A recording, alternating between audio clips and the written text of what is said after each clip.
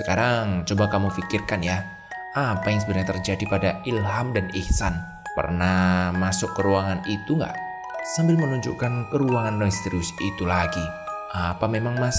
Tumbal. Hah? Tumbal?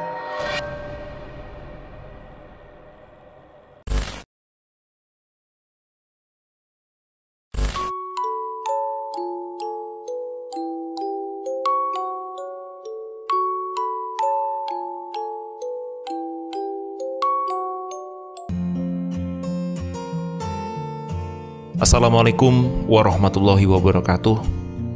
Hai semuanya, salam merahayu. Terima kasih masih mendengarkan Untung Direkam sampai saat ini. Dan kita lanjutkan cerita Restu Wiratmaja. Dan sebagai dukungan teman-teman, jangan lupa ya, klik tombol subscribe, like, dan juga komen. Mari kita dengarkan ceritanya.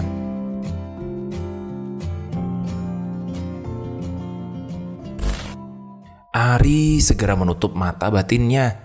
Namun ketika sedang berlanjut penutupan mata batinnya, Ihsan berteriak kencang. Sakit Mas, sakit. Sabar deh ya, bentar lagi selesai kok. Ari masih menatap sekitar ruangan. Ternyata dipenuhi dengan para demit yang berasal dari sekitaran rumahnya. Astagfirullahaladzim. Ada apa Mas? Seluruh demit ruangan ini saling berdatangan. Mereka marah. Marah karena apa? Aku tidak tahu. Mas, tutup saja, teriak Salman. Ari sekuat tenaga untuk menutup mata batin Ihsan. Rona wajah Ihsan berubah seketika. Wajahnya menampakkan kemarahan. Sayup-sayup suara aksara alam begitu kental didengar. Desisan ular, suara ringgikan tawa menjadi satu. Ilham dan Salman tak menyangka ini menjadi sebuah momen yang tak bisa dilupakannya.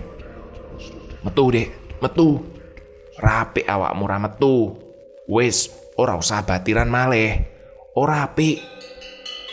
Keluar dek, keluar. Tidak bagus badanmu. Tidak bagus. Keluar. Sudah tidak usah temenan lagi. Tidak bagus. Salman dan Ihsan hanya memandangi tubuh Ihsan yang memulai memberontak. Suara itu masih sangat jelas. Ari masih menekan bawah telinganya agar Ihsan cepat sadar. Kini ada beberapa demit yang berebut masuk ke dalam tubuhnya. Baca-baca di dalam hati. Namun Ilham mendengar suara aneh yang tepat berada di telinganya. Kamu takut, hah? Kamu itu memang munafik. Dengan setika, tubuh Ihsan yang memberontak itu kini terdiam. Ilham yang dari tadi memegangi tubuh Ihsan hanya bisa menatap wajah Salman. Lu kenapa Ham? Mereka belum menghilang man. Maksud lu? Wanita bertubuh ular itu siapa sebenarnya? Mengapa dia mengatakanku sebagai orang yang munafik? Ari langsung memukul tubuh Ilham. Au, sakit Mas. Sadarlah, kamu sedang dibisiki oleh setan. Jangan sampai terperangkap ke dalamnya. Kamu akan menjadi bawaan iblis nantinya. Ilham hanya diam. Sekarang bawa adikmu ke kamar ya. Iya Mas. Salman dan Ilham membawa ke kamar Ihsan. Ari mengikuti dari belakang sembari menengok ke kanan kiri ruangan. Memang benar, ada satu ruangan yang tercium bau darah segar. Pesugihan, tukasnya. Ilham, kemari. Iya Mas. Ilham segera mengikuti arah Mas Ari. Kamu tahu ruangan apa yang di dekat dapur itu? Oh, itu ruangan khusus Bapak sama Ibu. Ruangan khusus? Apa maksudnya? Iya Mas, mungkin itu adalah penyebabnya.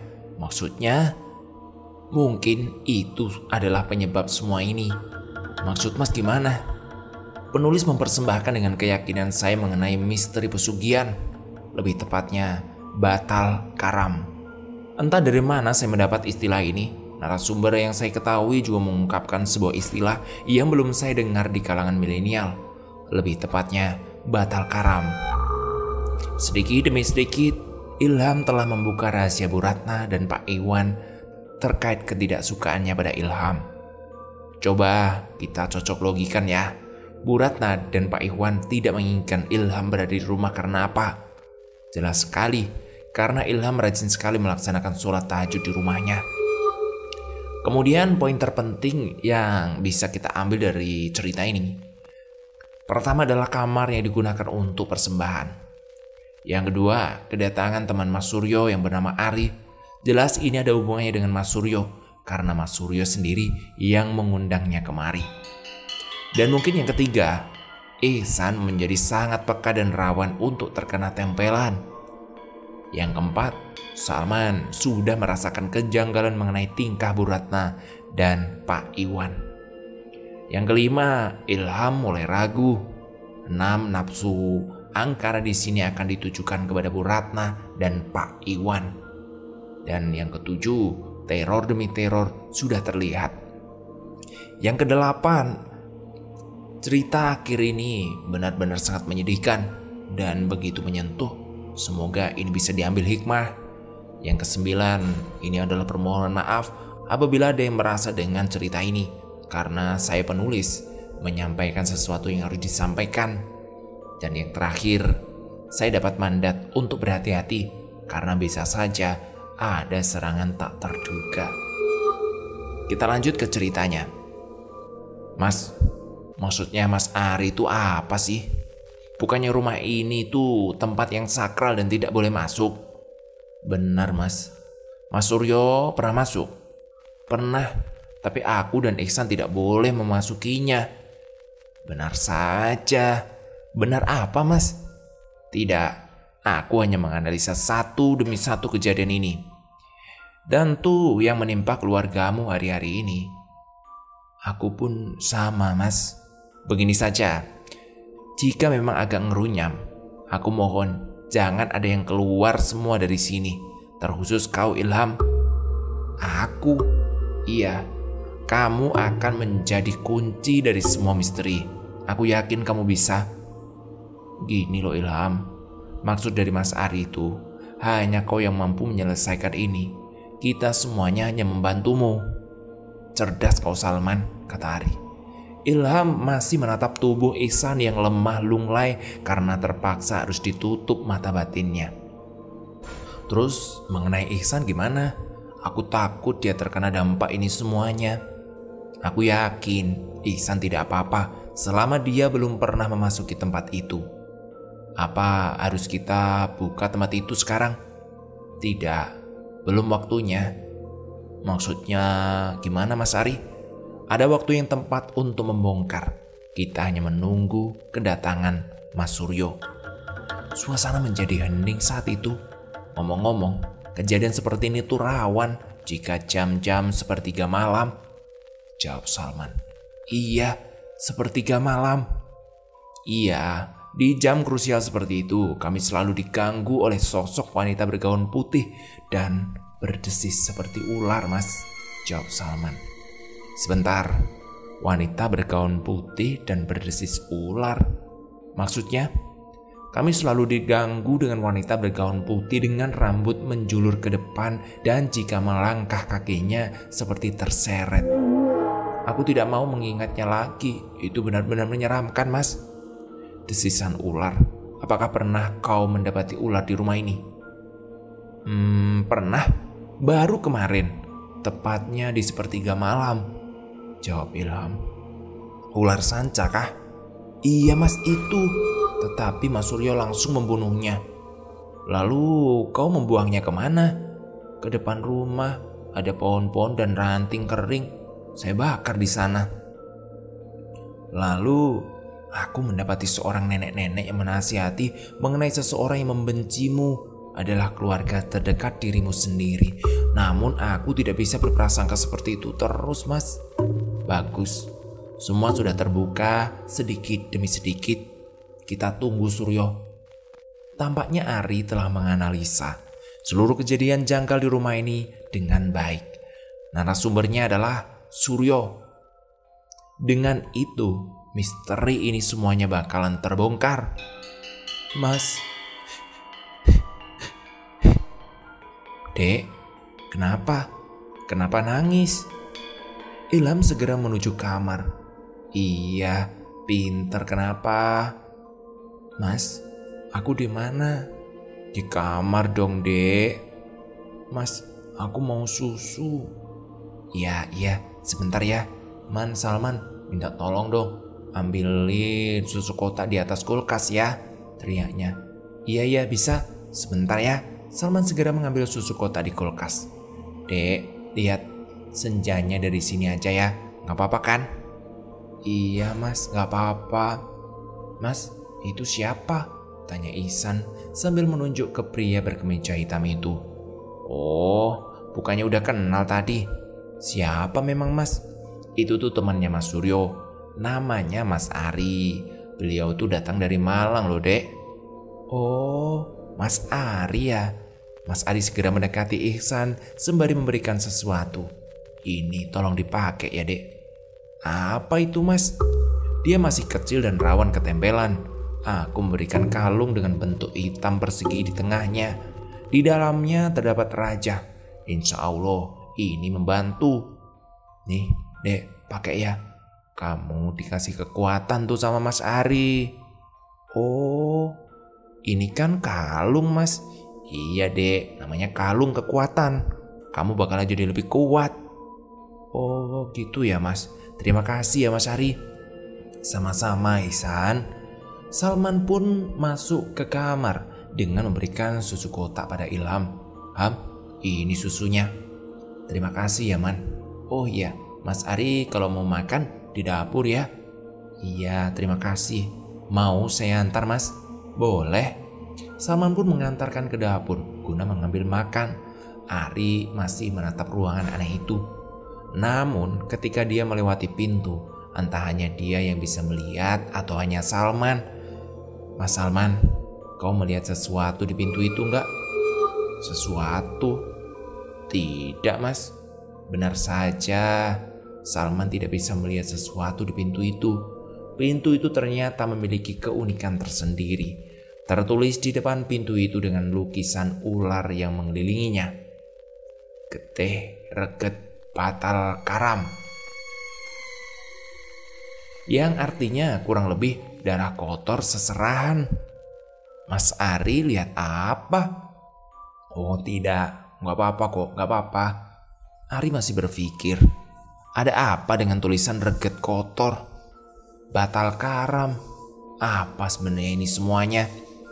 Dan mengapa ada lukisan ular yang mengelilingi tulisan itu?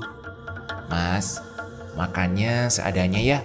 Oh iya, gak apa-apa. Kamu itu saudaranya Ilham ya? Bukan, Mas, aku cuma sahabatnya. Salman pun duduk di ruangan makan dekat dapur bersama Mas Ari. Mereka saling berhadapan. Ilham itu anak piatu. Dia itu orang baik. Ibunya dulu sangat menyayanginya. Yang membuat saya bingung itu, ibunya Ilham meninggal dengan tidak wajar, Mas. Maksudnya gimana? Tubuhnya sangat lemas, tulang belakangnya patah, dan mulutnya terbuka, seperti digigit ular, Mas. Prak! Ari langsung berpikir. Ternyata benar, Ari menemukan alur yang tepat tentang tulisan tadi. Apa pekerjaan bapaknya Ilham? Dia pengusaha, Mas, dan sekarang usahanya maju. Pengusaha? Iya, Mas. Ada apa? Kok kaget gitu? Memangnya kenapa, Mas? Gak apa-apa, coba dilanjut ceritanya. Setiap Jumat Kliwon, dia membagi-bagikan sembako kepada warga di sini loh, Mas. Lalu, anehnya, selang beberapa bulan, ada aja yang meninggal. Beberapa bulan? Iya, Mas. Dalam hati, Ari tersinggung jahat. Dia mengerti apa yang dilakukan orang tua Ilham ini. Mas kenapa kok senyum-senyum? Gak apa-apa, udah lanjut lagi ceritanya. Tapi tidak ada loh, Mas, satu pun yang curiga. Aku pun tak tahu menahu tentang ini. Ilham yang menceritakan ini semua kepada saya. Oh, Ari segera menghabiskan makanan itu. Lalu dia menatap pintu itu. Kemudian tulisannya menghilang. Benar juga, ini akan menjadi sangat rumit. dan sangat menarik. "Kenapa Mas? Bangunkan aku di sepertiga malam ya." "Untuk apa?" "Untuk membongkar teka-teki ini semuanya." Ari tersenyum lebar. Mas Ari sangat yakin dia akan bisa membongkar sedikit demi sedikit kejahatan Bu Ratna dan Pak Iwan. "Man, sekarang coba kamu pikirkan ya, apa yang sebenarnya terjadi pada Ilham dan Ihsan? Pernah masuk ke ruangan itu nggak?" Sambil menunjukkan ke ruangan misterius itu lagi. "Apa memang Mas?" "Tumbal." "Hah? Tumbal? Maksud Mas Ari Ilham dan Ihsan akan jadi tumbal?" "Benar sekali. Lalu katanya Mas Suryo pernah masuk. Apakah nanti juga?" "Hus, dengar tidak suara itu tadi?" Mas Ari dan Salman mendengar suara aneh dari ruangan itu. Suaranya mirip tangisan seorang wanita. Sama halnya dengan Mas Ari dan Salman, Ilham dan Ihsan pun juga mendengar suara aneh itu. Suara itu mirip sekali dengan "Mas Ilham, Mas, kamu kenapa?" Ihsan termenung sejenak. Dia kehilangan kesadaran. Ilham menuju ke ruangan itu. Tubuhnya digerakkan secara otomatis. Mas Ilham, Mas." Ihsan tetap menahan tubuh Ilham. "Mas, mau kemana toh Mas? Mas jangan ninggalin Ihsan sendirian Mas, sadar." Ilham tetap bergerak maju ke tangga. Dia seperti terhipnotis. Matanya masih kosong. "Mas, jangan tinggalin Ihsan sendiri Mas." Ihsan mulai menangis. Seketika wajah Ilham menatap tubuh Ihsan yang menggeluyuti kakinya. Bisa diam gak? Lepaskan kakiku." "Mas, kamu kok bilang begitu?" Tiba-tiba Ihsan menangis. Prak! Dilemparnya tubuh Ihsan hingga mengenai lemari yang tidak jauh dari tempatnya. Ihsan menangis sejadi-jadinya. Dia tetap bersikukuh mengejar Ilham. Salman dan Ari mendengar suara tangisan Ihsan. "Man, coba kamu cek. Ada apa di atas?" Kurasa ini ada yang gak beres." Tapi Mas Ari gimana?" "Aku baik-baik saja kok. Udah tinggalin." Mas Ilham, Mas." Ihsan menahan rasa sakitnya. Tubuhnya lemas seketika, namun dia tetap berjuang untuk menahan tubuh Ihsan, menahan tubuh Ilham sembari merangkak. Salman mendatangi Ilham. Dia melihat Ihsan menangis kesakitan. Dek Ihsan, kenapa?" "Ham, sadar Ham. Lu kenapa? Sadar woi, sadar." Ilham tetap bergerak maju dan menuruni tangga. Salman menghalaunya untuk bergerak maju. "Ham, sadar. Lu kenapa?" "Jangan ke ruangan itu loh, jangan ke ruangan itu." Ihsan pingsan seketika. Salman dilanda kegelisahan. Apa yang harus dilakukan? Menahan Ilham atau menolong Ihsan? Sial. Salman berlari menuju Ihsan. Dia mendapati luka serius di kepalanya. "Astagfirullahaladzim. Astagfirullah dek. Kepala kamu berdarah. Kamu tadi kenapa?" Ihsan tak sadarkan diri. Tubuhnya kembali hangat. Salman berada di dalam posisi membingungkan. Mas Ari mendekat ruangan itu. Dia menemukan celah di atas pintu itu. Benar, mungkin dengan ini aku bisa membongkar kejahatanmu Suryo. Diambilnya kursi meja makan lalu diletakkan persis di depan pintu.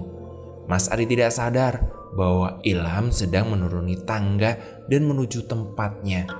Ketika dia ingin melihat sesuatu, tampak ada hal yang aneh di ruangan itu. Sayap-sayap terlihat karena ruangan itu kedap cahaya, jadi dia hanya melihat gerakan aneh di dalam ruangan itu.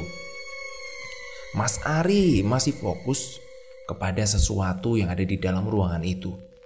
Kok seperti ada orang perempuan ya? Ketika dirinya sedang melihat rupa wanita itu, tampak dorongan dari belakang. Ilham mendorong tubuh Mas Ari hingga terjatuh. Kamu kenapa Ham? Mas Ari masih kesakitan. Ilham menatapnya dengan geram. Dia menarik tubuh Mas Ari menuju ruangan tamu. Mas Ari berteriak minta tolong. "Man, Salman, tolong!" Salman dengan jelas mendengar suara itu. Apa yang terjadi dengan Mas Ari, pikirnya. Salman segera meninggalkan Ihsan. Dia berlari menuju arah Mas Ari. Dilihatnya tingkah Ilham yang amat sangat aneh. Dia sedang memukul tubuh Mas Ari. Ham, sudah, sadar kamu. Man, dia sedang kesurupan. Iya Mas Ari. Salman masih menahan tubuh Ilham. Kekuatannya benar-benar luar biasa. Alih-alih tubuh Salman lebih menekan dari Ilham. Ham, sadar lu Ham, sadar. Ngapain lu mukulin Mas Ari? Udah sadar. Lu liatin, Ihsan adik lu, kepalanya berdarah. Lu sadar gak sih? Prak. Ilham sadar kembali. Dia baru tahu kenapa dia berada di lantai bawah. Ham, sadar Ham. Man, gua kenapa? Lu tadi kesurupan. Gua nggak inget apa-apa Ham. Mas Ari membereskan bajunya. Tubuhmu dikendalikan oleh seseorang. Kamu tadi habis kesurupan. Kesurupan Mas Ari? Iya, baru aja. Terus Mas Ari nggak apa-apa kan? Nggak apa-apa kok Ham. Aku baik-baik saja. Ihsan mana? Man, Salman, Ihsan mana? Ihsan kepalanya berdarah. Udah saya obatin pakai kopi biar darahnya berhenti. Dia masih belum sadar tuh di atas. Hah? Seriusan? Ilham langsung berlari menuju kamar atas. Namun baru saja dia menempel tangga pertama dari ruangan itu, keluar sosok wanita bergaun putih sembari tersenyum kepadanya. Dia tidak menghiraukan rasa takutnya harus dilawan untuk melihat Ihsan terlebih dahulu. Mas Ilham kenapa? Sepertinya ada sesuatu yang menguasai tubuhnya. Aku melihat dari sorot matanya yang hampa dan dingin. Lalu sekarang bagaimana Mas? Kita susul Ilham dulu. Pasti dia terpukul sekali melihat adiknya terluka seperti itu. Oh iya Mas, mari kita bantu. Kaki Mas Ari kecetit karena menahan tubuhnya ketika jatuh. Iya Mas, hati-hati ya bangunnya. Udah dulu ceritanya. Besok kita terusin lagi. Makin seru memang, tapi nafas sudah mulai ngos-ngosan. Terima kasih yang sudah setia dengan Untung Direkam. Jangan lupa ramaikan kolom komentar ya. Jangan lupa sisipkan asal kota kalian. Terima kasih, sampai jumpa. Assalamualaikum warahmatullahi wabarakatuh.